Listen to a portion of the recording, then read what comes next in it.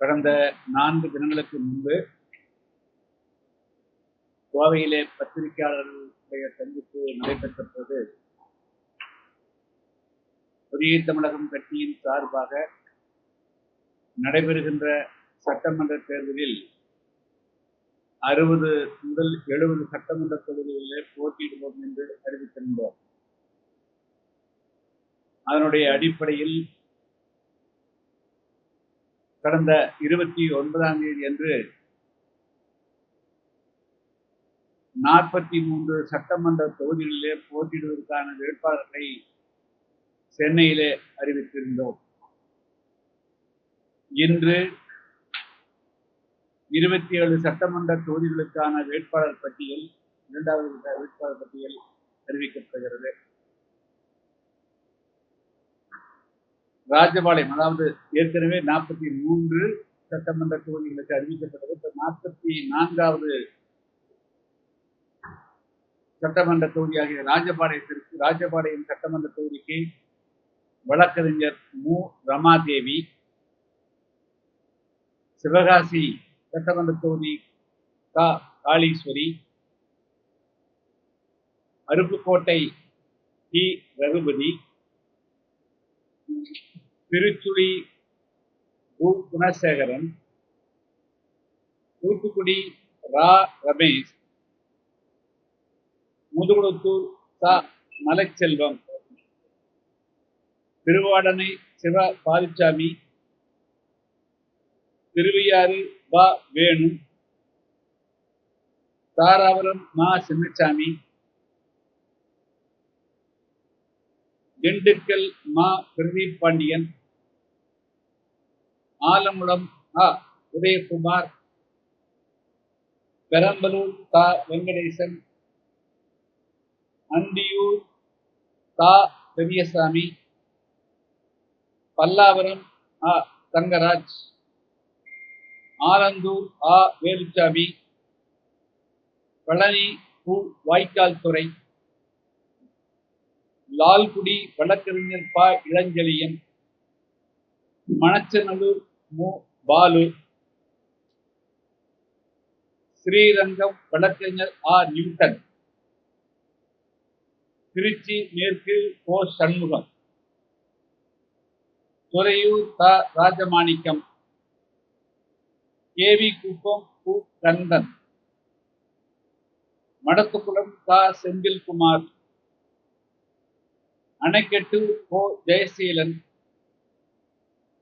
திருப்பரங்குன்றம் ஆ. சேதுராமன், நத்தம் ஸ்ரீ விஜயகுமார், திருச்சி கிழக்கு ஆ. கௌசல்யா. எனவே இன்று 27 சட்டமன்ற தொகுதிகளுக்கு அறிவிக்கப்படுகிறது. ஏற்கனவே 43 ஆக மொத்தம் 70 சட்டமன்ற தொகுதிகளுக்கு புதிய தமிழகத்தினுடைய வேட்பாளர்கள் பெயர் பட்டியல் அறிவிக்கப்பட்டிருக்கிறது. புதிய தமிழகம் கட்சியினுடைய வேட்பாளர்கள்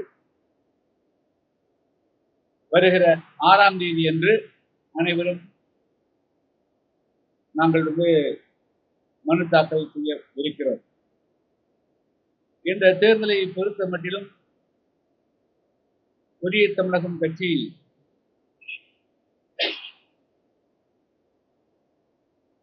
கணிசமான தொகுதிகளிலே வெற்றி வாய்ப்பை பெறுவதோடு புறக்கணிக்க முடியாத புதிய தமிழகம் என்ற முத்திரையையும் நிச்சயமாக பதிக்கும். அந்த அளவிற்கு என்னுடைய வேட்பாளர்கள் களம் இறங்கி பணியாற்றுவார்கள்.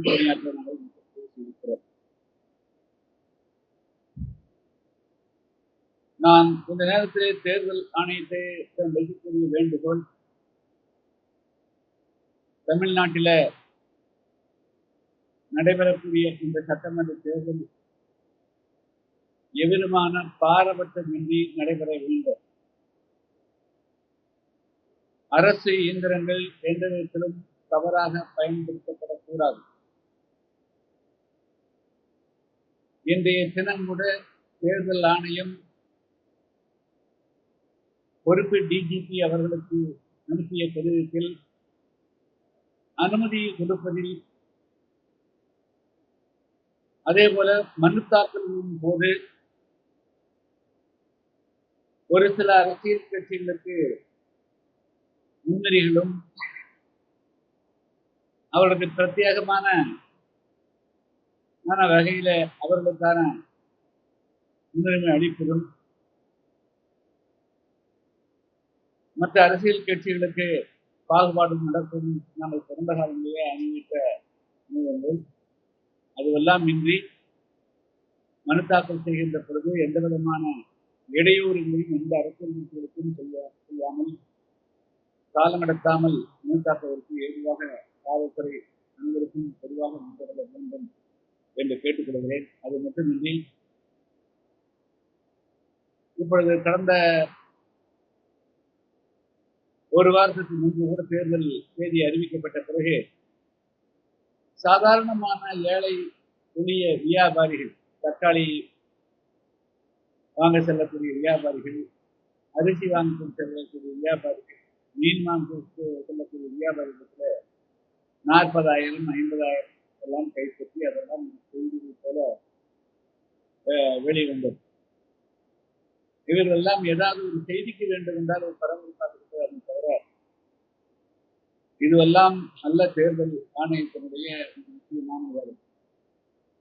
மிக முக்கியமாக எந்த விதத்திலும் எந்த வகையிலையும் வாக்காளர்களுக்கு பரிசு தொகுதி கொடுப்பதையும் பணப்பட்டுவாடா செய்வதையும் இந்த தேர்தல் ஆணையம் முக்கியமாக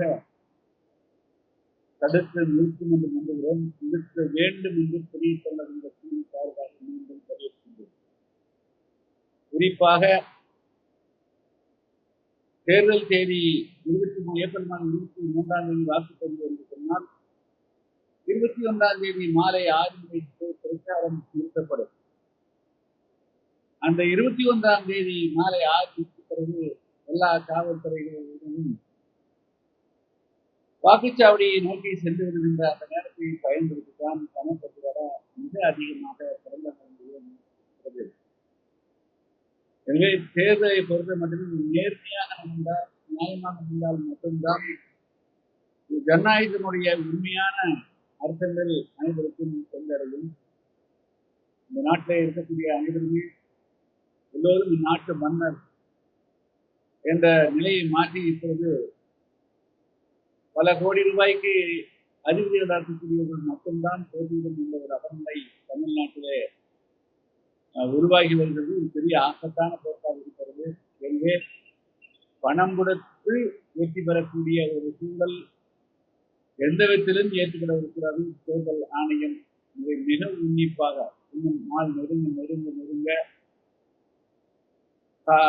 தேர்தல் ஆணையம் கூடுதலான காவல்துறை பிற மாநிலங்கள் ஒன்றும் தெரிவிக்கிறது மட்டுமின்றி எல்லா விதமான நூதனமான வழிகளிலேயும் இந்த பணப்பட்டுவாடாவை தடுத்து நிறுத்த வேண்டும் என்று நாம் தெரிவிக்கிறோம். இதெல்லாம் தெரிஞ்சாங்க மனுத்தாக்கல் செய்வோம். எங்களுடைய வேட்பாளர்கள் வந்து களமிறங்கி பணி ஆற்றுவார்கள்.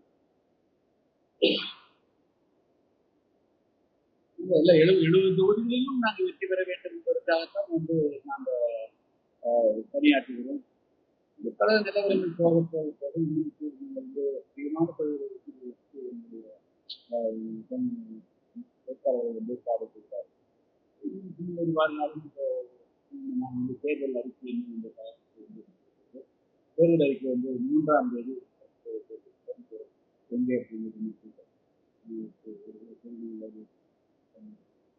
தேர்தல் அறிக்கையெல்லாம் வந்த பிறகுதான் வந்து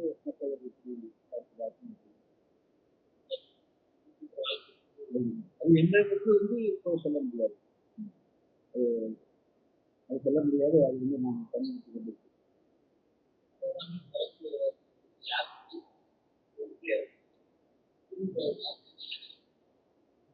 இல்ல அப்படி வந்து நம்ம தனித்து பார்க்க முடியாது. ஒவ்வொரு இடத்துல கலர்கள் வந்து வேறு இருக்குங்க. ஒரு இடத்துல வந்து பல இடங்களில் வந்து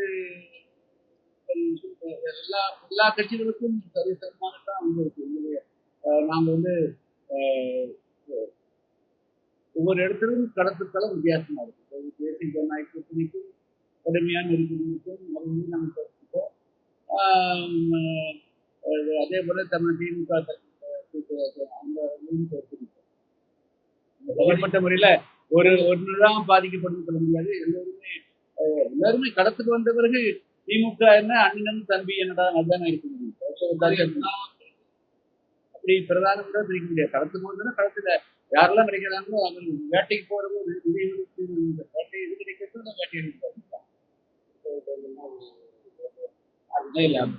களத்துல இருக்கு. நாம வெற்றி பெறணும். நான் புதிய தமிழ் வெற்றி பெறும் போது களத்தில் இருக்கிற அனைவருமே நீக்கணும் நோக்கினார். இவங்களுக்கு தான் வெற்றி பெறணும். அவங்களுக்கு களத்தில் இருக்கக்கூடியவர்கள் யார் தென்பட்டாலும் அவர்கள் நாங்கள் வெற்றி பெறணும் தான் இல்ல அதெல்லாம் அதை விட்டுலாம் வேண்டா. புதிய தமிழகம் கட்சி நாங்கள் தனித்துவத்துடன் இந்த முறை நாங்கள் போட்டியிடக்கூடிய தொகுதிகள் யாரையெல்லாம் வீழ்த்த முடியுமோ எல்லா நாங்கள் வெற்றி பெறுவது என்னுடைய இலக்கு.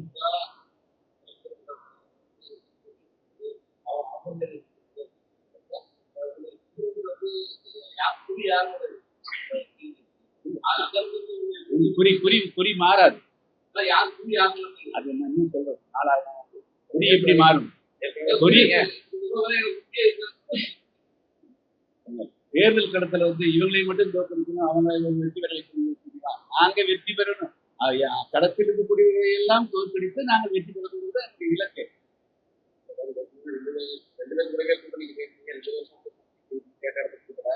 கூட்டணி பற்றி இல்ல அந்த ஒரு நேரத்துல டார்கெட் யார் மேல சொல்றது இப்ப கூட்டணி பற்றி எல்லாம் பேசுறீங்களா? தேர்தல் களத்தில் நாங்கள் எதிரிகளாக இருக்கக்கூடிய அனைவரையும் தோற்கடித்து நாங்கள் வெற்றி பெற வேண்டும். திமுக என்றோ அண்ணா திமுக என்றோ இன்னொரு கூட்டணி என்றோ இன்னொரு கட்சி என்று நாங்கள் காரவசம் பார்க்க மாட்டோம். எல்லாருக்கையும் வீழ்த்தினதுதான் தேர்தல் களத்தை அதான் பகவத் வெளியில் முன்னாடி இருக்கக்கூடிய அண்ணன் என்றோ தம்பி என்றோ பங்காளி என்றோ பார்க்காதே. அன்பைனா அன்பை அதுதான் பகவத்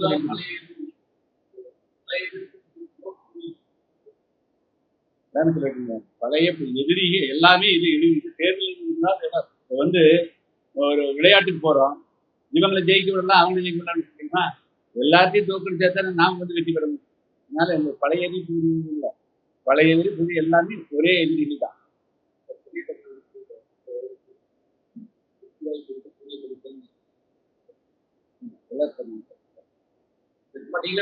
எழுபதிலும் வெற்றி பெற வேண்டும் என்றால்தான் 70 இருந்தாலும் இந்த தொகுதியில் நீங்கள் வெற்றி வாய்ப்பு அதிகமா இருக்கு.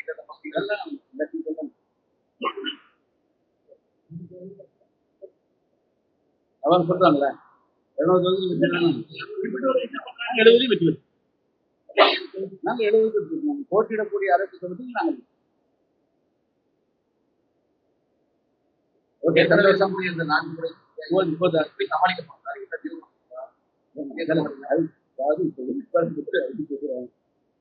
இது தேர்தல் அறிக்கை இருக்கிறது. மனு தாக்கல் ஆராய்ச்சி நடக்கிறது. அதுக்கு பிறகு களத்தை பாருங்க எப்படி புதிய தகவல் இந்த எப்படி களமாடு கட்டி பாருங்க. தமிழ்நாட்டில் வித்தியாசமான முறை இருக்கும். ஓகேங்களா? நீங்க கேள்விப்படுவீங்கல்ல எப்படி புரியல தேர்தல் அறிக்கை தேர்தல் அறிக்கை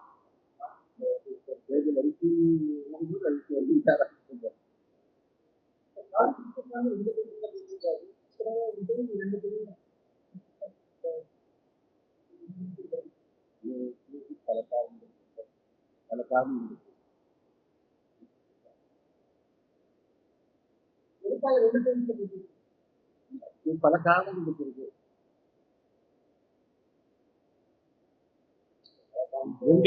ரெண்டிலும் வெற்றி பெற வேண்டும். ரெண்டிலும் வெற்றி வாய்ப்பு இருக்கின்றதுக்காக போட்டி. ரெண்டிலும் வெற்றி வாய்ப்பு பிரகாசமாக வெற்றி வாய்ப்பு பிரகாசமாக 2 தொகுதியிலும் வெற்றி பெற அதுக்காக போட்டி. அது அப்புறம் இல்ல இன்னும் பல தொகுதிகளில் போட்டியிடணும்னு சொல்லிட்டு எல்லாம் ஆர்வமாக்குறாங்க. 3வது பட்டியலும் வரும். நன்றி, வணக்கம். அது 2023 இல்ல அது வெளியில நான் உங்ககிட்ட சொன்னேன். அதையும் பூர்த்தி பண்ணிட்டேன். மீதி ஒரு 10-15 இருக்கலாம்.